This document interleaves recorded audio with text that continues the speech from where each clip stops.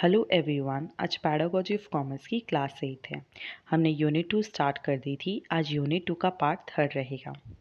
आज की क्लासेस में हम टॉपिक कवर करेंगे meaning, importance and steps of pedagogical analysis.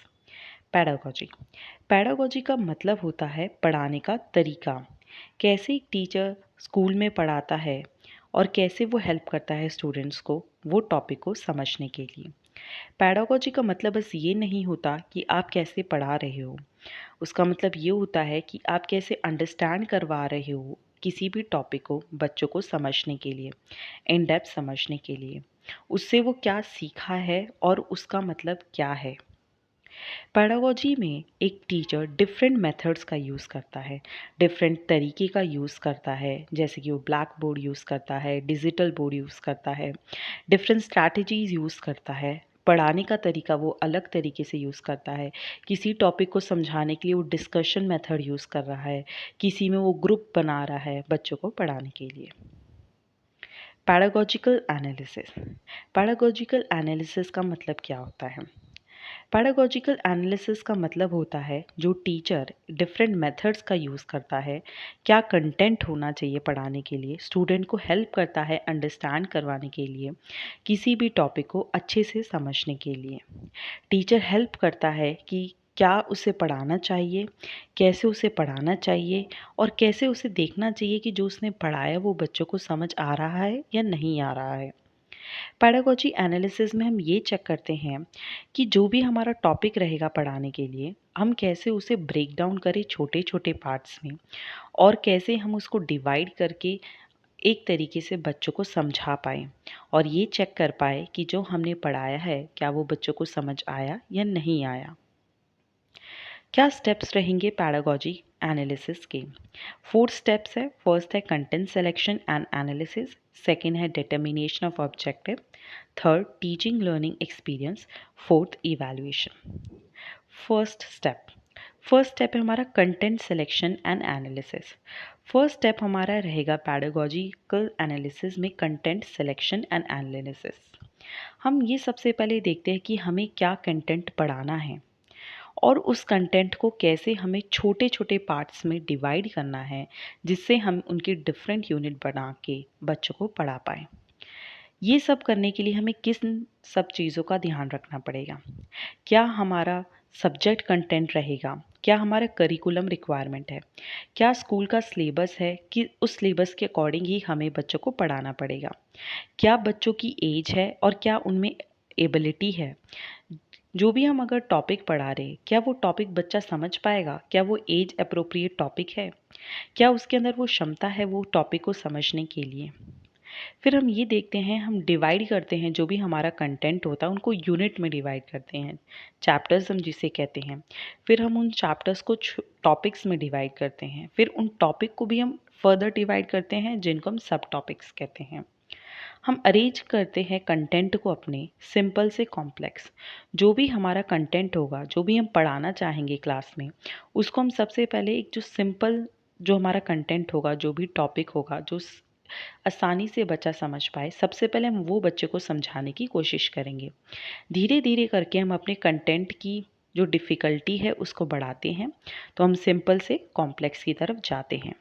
ये हमारा फर्स्ट स्टेप है कंटेंट सिलेक्शन और एनालिसिस। ये हेल्प करता है टीचर को ये ध्यान रखने के लिए कैसे वो टॉपिक्स को अच्छे से डिवाइड कर पाए, क्लैरिटी रख पाए कि उसे कैसे टॉपिक्स को पढ़ाना है और बच्चों को अच्छे से समझाए और ये चेक करे कि बच्चों को जो भी पढ़ाया गया है क्या उन्हें वो समझ आया है या नहीं आया है। सेकंड हमारा स्टेप होगा डिटर्मिनेशन ऑफ ऑब्जेक्टिव। ये हेल्प करता है डिटर्मिनेशन ऑफ ऑब्जेक्टिव ये जानने के लिए कि स्टूडेंट्स को क्या अचीव करना है लर्निंग से। हमने ये डिवाइड कर दिया कि हमें बच्चों को क्या पढ़ाना है। अब हम इस स्टेप में ये डिसाइड करते हैं कि जो भी हम पढ़ाने वाले हैं उससे बच्चों में हम क्या अंतर लेकर आने वाले हैं, उन्हें क्या हम सिखाने वाले हैं।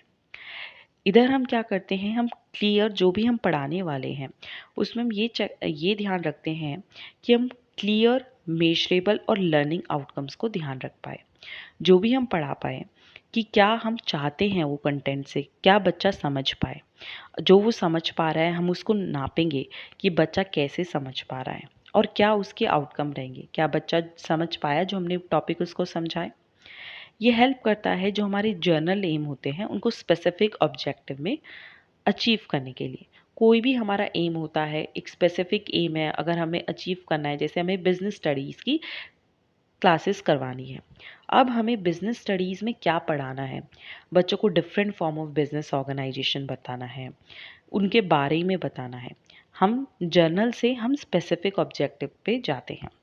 ऑब्जेक्टिव जो होते हैं हमारे क्लियर होने चाहिए, जो समझ हम पाए, हम जिन्हें मेज़र कर पाए, चेक कर पाए कि वो अचीव हम कर सकते हैं या नहीं अचीव कर सकते हैं।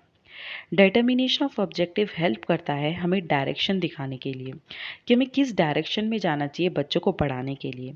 और ये हेल्प भी करता है क्या हमें मेथड्स का यूज़ करना चाहिए बच्चों को पढ़ाने के लिए। हमारे पास डिफरेंट मेथड होते हैं बच्चों को पढ़ाने के लिए, डिफरेंट तरीके हैं। हम बच्चों के साथ लेक्चर मेथड का यूज़ करते हैं जिसमें टीचर ही बात करता है और स्टूडेंट सुनते हैं टीचर्स को। हम ग्रुप डिस्कशन करते हैं, बच्चों को मिलकर हम टॉपिक्स देते हैं, वो उस चीज़ पर डिस्कस करते हैं और डिफरेंट तरीके। और हम ये भी चेक करते हैं कि जो हम पढ़ा रहे हैं क्या वो बच्चों को समझ आ रहा है या नहीं आ रहा। अगर नहीं आया तो कहाँ पर कमी रह रही है। थर्ड थर्ड स्टेप है हमारा टीचिंग लर्निंग एक्सपीरियंस। ये स्टेप इंक्लूड करता है वो सारी एक्टिविटीज़ को जो कि हेल्प करती है स्टूडेंट को कि वो अपने ऑब्जेक्टिव को फुलफिल कर पाए, अचीव कर पाए। तो हम अब इसके लिए क्या स्टेप्स करते हैं। Select appropriate teaching method. यहाँ पे टीचर अपने लिए टीचिंग मेथड, जो भी अप्रोप्रिएट टीचिंग मेथड होगा उसको सेलेक्ट करेगा टॉपिक के अकॉर्डिंग। बहुत सारे ऐसे टॉपिक्स और कंटेंट होते हैं जिसमें हमें डिफरेंट मेथड्स का यूज़ करना पड़ता है। फर्स्ट जैसे हमारा डिस्कशन मेथड है, जहाँ पर हम बच्चों को अपने साथ मिलाकर किसी भी टॉपिक को समझने की कोशिश करते हैं, जहाँ पे टीचर और लर्नर दोनों एक्टिव होते हैं किसी भी चीज़ को लर्न करने के लिए। सेकेंड हो गया जैसे हमारा लेक्चर मेथड। यहाँ पे हम वो टॉपिक्स को पढ़ाते हैं टीचर जिसमें हमें इंट्रैक्शन की ज़रूरत नहीं है, जिसमें हमें टीचर की मेन ज़रूरत है। टीचर किसी भी टॉपिक को समझाता है और स्टूडेंट्स उस चीज़ को समझने की कोशिश करते हैं।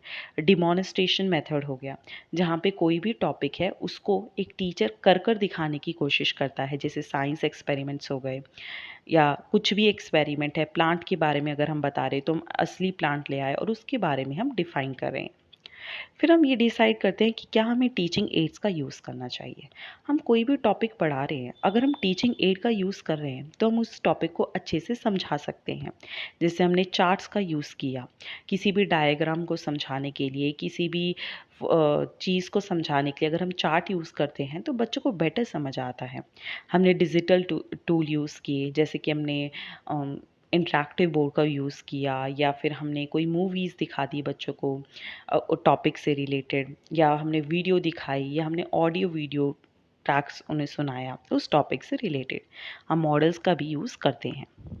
फिर हम डिसाइड करते हैं, स्टूडेंट को इन्वॉल्व करते हैं टीचिंग लर्निंग प्रोसेस में।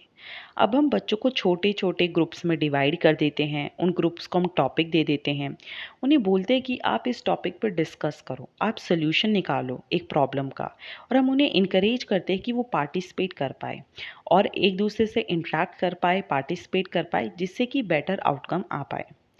इस स्टेप का पर्पस होता है कि जो लर्निंग है उसको हम इफ़ेक्टिव बना पाए और हम ये ध्यान रख सके कि बच्चे एक्टिवली पार्टिसिपेट कर रहे हैं टीचिंग लर्निंग प्रोसेस में, जिससे बच्चे बेटर अंडरस्टैंड कर पा रहे हैं। अगर बच्चा किसी भी चीज़ में खुद इन्वॉल्व होता है तो वो उसे बेटर समझ पाता है, वो गलतियाँ करता है और उन्हीं गलतियों से वो सीखता है।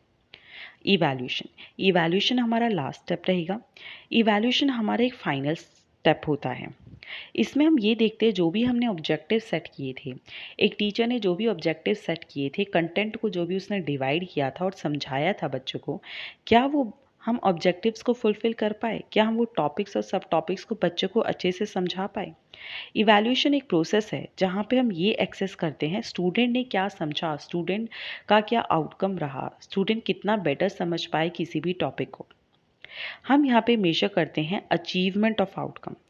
बच्चों का क्या अचीव किया, बच्चों ने क्या लर्निंग एक्सपीरियंस ला, क्या लर्निंग आउटकम रहा उनका। हम इवैल्यूएशन डिफरेंट तरीके से कर सकते हैं। हम रिटन टेस्ट ले सकते हैं, जो भी हमने पढ़ाया हम उसका एक रिटन टेस्ट ले सकते हैं। हम ओरल टेस्ट भी ले सकते हैं। हम उनसे पूछ कर, जो भी टॉपिक पढ़ाया है हम उनसे पूछ कर उसके बारे में कोशिश कर सकते हैं, ये जान सकते हैं कि उन्हें कितना समझ में आया। हम प्रैक्टिकल वर्क दे सकते हैं, किसी भी टॉपिक पे या किसी भी यूनिट पे असाइनमेंट्स दे सकते हैं। ऐसे ही हमारे पास डिफरेंट टूल्स होते हैं जिससे हम इवैल्यूएशन कर पाते हैं। टाइप्स ऑफ इवैल्यूएशन, कितने तरीके के इवैल्यूएशन होते हैं? मेनली दो तरीके की इवैल्यूएशन होते हैं, फॉर्मेटिव इवैल्यूएशन और समेटिव इवैल्यूएशन। फॉर्मेटिव इवैल्यूएशन वो इवैल्यूएशन होता है जो कि ड्यूरिंग टीचिंग चलता है। जैसे कि अगर हम देखें, जो भी हमारे यूनिट टेस्ट होते हैं स्कूल्स में, कॉलेजेस में, यूनिट टेस्ट हो गए, यूनिट 1, FA2 या FA1, FA3, FA4, जब बार बार बीच में टेस्ट लेते रहते हैं हम, जैसे कि हमने एक चैप्टर करवाया उसके बाद अगर कोई टीचर टेस्ट ले रहा है, ये जानने के लिए कि बच्चों को कितना समझ आया, जो भी उसने वो पढ़ाया है टॉपिक या यूनिट जो भी कंप्लीट किया, बच्चों को कितने अच्छे से वो अंडरस्टैंड बच्चे कर पाए। फॉर्मेटिव चलता रहता है, टीचिंग के प्रोसेस में ये बार बार होता रहता है। समेटिव हम लास्ट में लेते हैं, जब हमारा जैसे ईयर एंड हो जाता है। फॉर एग्जांपल अगर हमारी 10th की क्लास है, 10th की क्लास में जो हमारा बोर्ड एग्ज़ाम होते हैं वो हमारा समेटिव इवैल्यूएशन होता है, समेटिव असेसमेंट होता है। यहाँ पे हम ये देखते हैं कि बच्चों को कितना समझ में आया पूरा मिलाकर। और उसी 10th क्लास के बीच में जो हम बार बार रेगुलरली टेस्ट लेते हैं बच्चों के, उसको हम कहते हैं फॉर्मेटिव इवैल्यूएशन। इवैल्यूएशन का ये पर्पस होता है, ये जानने का मकसद होता है कि बच्चों को कितना लर्न किया बच्चों ने, कितना बच्चे समझ पाए और कहाँ पे उनकी कमी आ रही है और उस कमी को वो पूरी कैसे किया जाए। क्या हमें, अगर किसी बच्चे को कुछ समझ नहीं आया, क्या हमें रेमेडियल टीचिंग का यूज़ करना चाहिए कि बच्चे वो टॉपिक्स को समझ पाए और बेटर अंडरस्टैंड कर पाए। ये मेनली इसलिए किया जाता है, ये जानने के लिए कि लर्निंग के जो हमारे ऑब्जेक्टिव हमने सेट किए थे वो हमारे फुलफ़िल हो पाए, हमने वो अचीव कर पाए या नहीं अचीव कर पाए। Thank you. आज की क्लास में इतना ही।